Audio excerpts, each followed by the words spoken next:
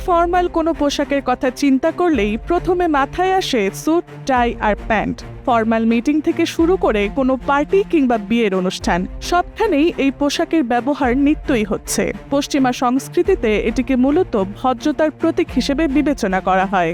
এখনো কোনো ইন্টারভিউতে গেলে শার্টের সাথে টাই পরেছে কিনা তা খুব সূক্ষ্মভাবে লক্ষ্য করা হয়। পশ্চিমা এই পোশাকের ব্যবহার কেবল ইউরোপ কিংবা এশিয়া নয়, বরং মধ্যপ্রাচ্যের অনেক মুসলিম দেশগুলোতেও লক্ষ্য করা যায়। এমনকি মুসলিম দেশের রাজা ও শাসকদের সরাসরি টাই পরে বিভিন্ন সভা, সেমিনারে অংশ নিতে দেখা যায়। কিন্তু ইরানের প্রথম সারির নেতাদের নিত্যই স্যুট প্যান্ট পরতে দেখা গেলেও কখনোই টাই পরতে দেখা যায়নি। ইরানের পররাষ্ট্রমন্ত্রী, প্রেসিডেন্ট কিংবা গুরুত্বপূর্ণ কর্মকর্তা সকলকেই কোনো না কোনো উপলক্ষে ভিনদেশীদের সাথে মিটিং করতে হয় এবং তাতে স্যুট প্যান্টও পরতে দেখা যায়, কিন্তু এদের কাউকেই টাই পরতে দেখা যায় না।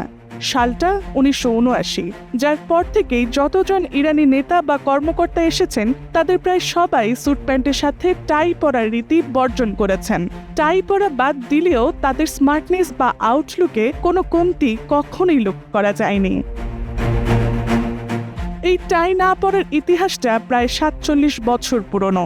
যেমনি ভাবে এখনো 21শে ফেব্রুয়ারি এলে সাধারণ বাঙালিদের দেখা যায় খালি পায়ে প্রভাত ফেরিতে শহীদ মিনারের দিকে হেঁটে যেতে, তেমনি ভাবে হয়তো ইরানি নেতারা রোজ নিজেদেরকে আলাদা করেন একটা ছোট্ট পদক্ষেপের মাধ্যমে। টাই না পরা খুব ছোট্ট একটি পদক্ষেপ, কিন্তু এর মধ্যেও রয়েছে স্পষ্ট প্রতিবাদ। এখনো পর্যন্ত এই রীতি অলিখিত আইন রূপেই পালন হয়ে আসছে দেশটির নেতাদের মাঝে। সাধারণত ইরানিরা টাই পরাকে পশ্চিম আগ্রাসী মনোভাবের অংশ হিসেবেই মনে করেন। ইরানের ক্ষমতাচ্যুত বাদশাহ মোহাম্মদ রেজা শাহের অসংখ্য ছবিতে দেখা যায় হয় সে মিলিটারি পোশাকে অথবা স্যুট কোট টাই পরা। এখনও তার ছেলে রেজা পাহলভিকে অধিকাংশ সময়ে টাই পরা অবস্থায় দেখা যায়।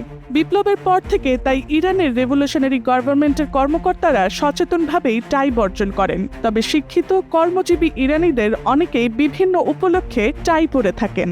মূলত টাই ইরানের জনপ্রিয় হয়েছে পশ্চিমা দখলদারিত্বের আর তাদের পাপেরদের সময়ে। এই ছোট ঘটনাটার মাধ্যমেই ইরানের শাসকদের মনোভাব স্পষ্টরূপে প্রকাশ পায়। পশ্চিমাদের শুধু দখলদারিত্বকে নয়, বরং তাদের আগ্রাসী সংস্কৃতিকেও বর্জন করার মানসিকতা। চাপিয়ে দেওয়া সংস্কৃতিকে বর্জন করতে পারার মধ্য দিয়ে এবং নিজেদের সংস্কৃতিকে গুরুত্ব দেওয়ার মনোভাবের কারণেই একটি জাতির আত্মসম্মানবোধ গড়ে ওঠে বলে মনে করেন ইরানিরা। সেটাই তাদের স্বাধীনতা রক্ষার জন্য লড়াই করার অনুপ্রেরণা যোগায়। সাংস্কৃতিক লড়াইটাই একটা জাতির সবচেয়ে গুরুত্বপূর্ণ লড়াই, যার মাধ্যমে একটি জাতি নিজেদেরকে আলাদাভাবে মেলে ধরার চেষ্টা করে।